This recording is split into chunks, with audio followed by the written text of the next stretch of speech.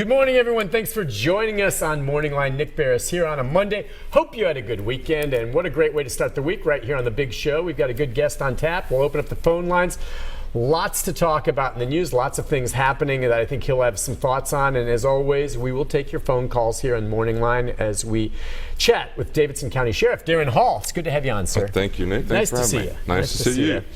It's a lot going on in the community these days, not just locally, but some of the stuff nationally out of Charlotte. I want to ask you some of your observations, but first things first, just with regard to the jail. It's interesting, as I drive past here now, you can see it's all fenced in. Yeah. Things are being gutted. Right. Where do we stand right now over here? Have you been over there sticking your head in? Yeah, a little bit. Of course, I'm not a construction guy, but I can tell you it's pretty interesting. You think about it, the building is all steel and concrete, but primarily steel, and so there's some kind of devices or small equipment that they get in there and actually chew up the steel, and that's the early stages to get it out. You can't really just yank it out. What do you mean they've got to just grind it down to get it? Get it small enough pieces to get it out of there. And so, and the main jail is not really started yet. They're going to work on the parking garage in first. There's a building between here and the jail that's the old trial lawyers building that sits on the property. It's coming down even today, I believe. And so a lot of work going on, kind of the preliminary stuff. And of course, the jail sits in the center of the block, and then there's up on the top end of the hill is the old police headquarters. That'll come down, but the jail itself is not going to be easy, and they tell me it's a late January, early February completion. Do you know, will they do any demolition? What I mean by that is using, once they get everything chewed up, any explosive to bring it straight down? You know how sometimes you see buildings come down? I asked that question. I think it's such a difficult, the guts of it are such a difficult thing that I don't think you'll do that at all. And it's really just going to be difficult getting it away. Instead of, it's not like a big piece of property where you have a lot of staging around there. It's, as you know, it's on a block where everything's still going to function, the courts, and so it's going to be dusty and bumpy for the next several months, and I'm just anxious to see the thing on the ground. I don't know if we'll ever live through it. It's amazing. It's been a long road. I'm telling you. Now, I'm just curious. Since you guys basically have gutted it and you're pulling stuff out, have you heard from anyone, or before when you were in there and everything, has anything unusual been found or discovered and maybe some will come as they start tearing walls, or in any of the cells, things that were stashed or things that were lost? And maybe nothing comes to mind, but has anything been discovered unusual during this just whole emptying of the building? I haven't seen that yet. I haven't heard like any tunnels that maybe someone was working on, or any weapons. I don't mean guns or anything, but shanks that were stashed somewhere, or contraband that maybe had been long lost and forgotten. Someone maybe in there from years ago. I haven't heard of that. We have found just some unique features to the building and things. We've tried to like some of the sliding doors. They don't make these anymore. You don't live. The jails aren't built with these mechanical devices. So we're keeping something of almost everything. Keeping a stack of bricks. We're keeping a couple of the doors and the keys and things like that to make it.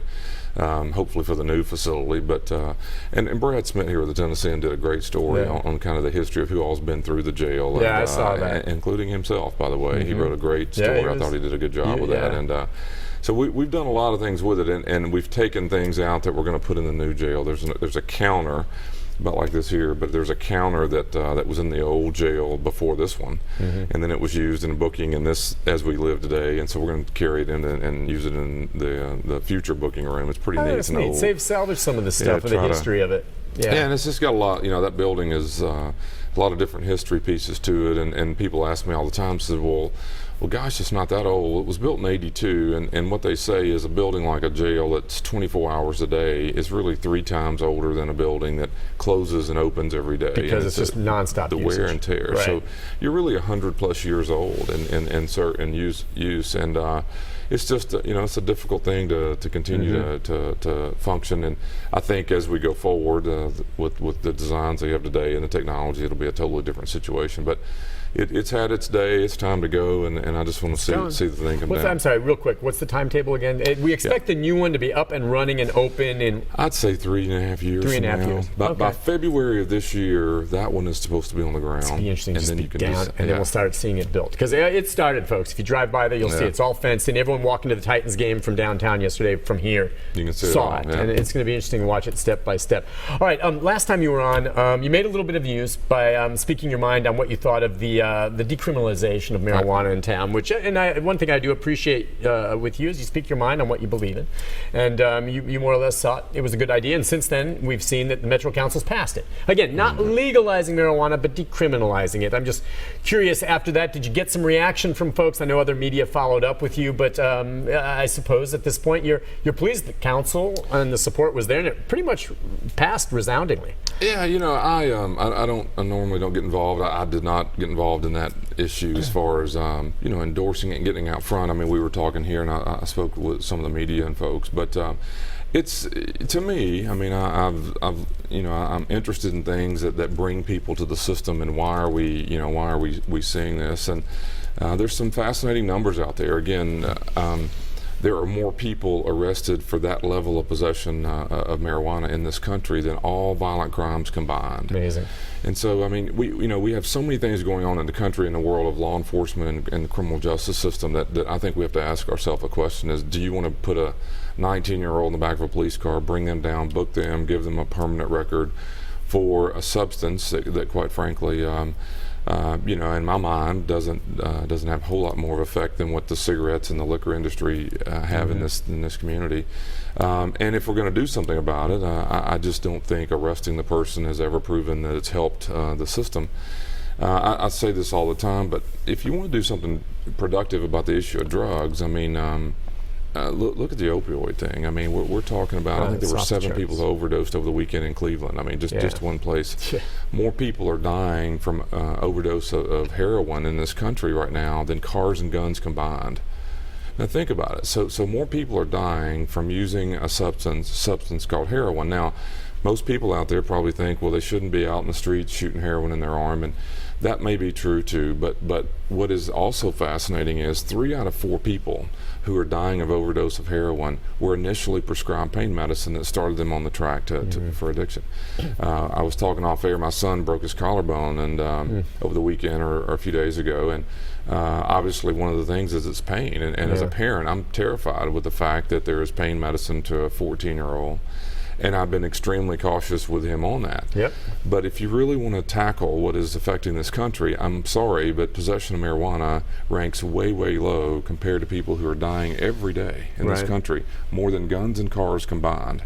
And if you think about it, the drug dealing that's going on in this country is a lot of time in the pharmaceutical industry. It is just the truth. It's the fact. I agree with you. I agree. And we're misleading the public by continuing to arrest people for things, for possession of marijuana, when quite frankly people are dying of something that we're almost ignoring. And I just, it doesn't mean we should legalize it, although I think in my lifetime that's probably going to happen.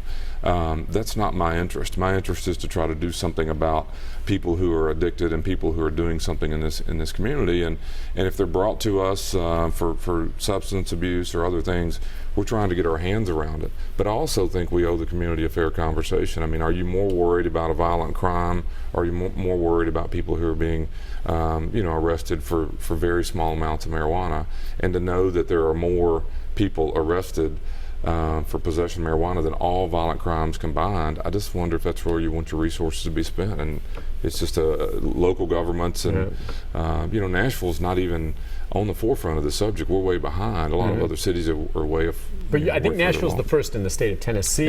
I think Memphis is going that route next, so it leads the way. But you're right, Tennessee as a whole is kind of behind on some of the legislation that's happening. Real quick as we go to the break, though, and we'll get to calls when we come back. We have some lines open, but do you anticipate once this takes effect, I'm not even sure now that it's passed, is it in effect yet, or when that happens, but will it possibly have any effect on the incarcerations in your jail down the road? I can see some ways where that would. Maybe fewer. What I mean is fewer inmates for marijuana crimes. I think there aren't a significant number of people who are brought to the jail on your first offense for possession to the jail. What happens is you're given a misdemeanor citation to go report to court. The point of that is you're still fingerprinted, booked, and that's on your criminal history, and you were convicted of a misdemeanor. Okay. And that's still on it. But that physical body doesn't appear in the jail a lot of times. All right. What happens is that arrest for a person who's on probation violates your probation and brings you right back into the jail. So that would stop. Maybe that could, if it applies to that. And I know maybe the judges and the courts are going to have to look at it because this is all new. Right. It's all right. But I think that's part of it is you would like it if for some of these more minor marijuana offenses, instead of taking up beds. Right. Pay the fine. Pay the fine and save those beds for more serious offenders. That's absolutely. Okay. Let's take a break on that note. When we come back, Joe, Brian, Melanie, and others, if you want to talk, we'll get to you right after this. The number 737-7587. Sheriff Darren Hall for the rest of the hour. Join us. We'll be back right after this.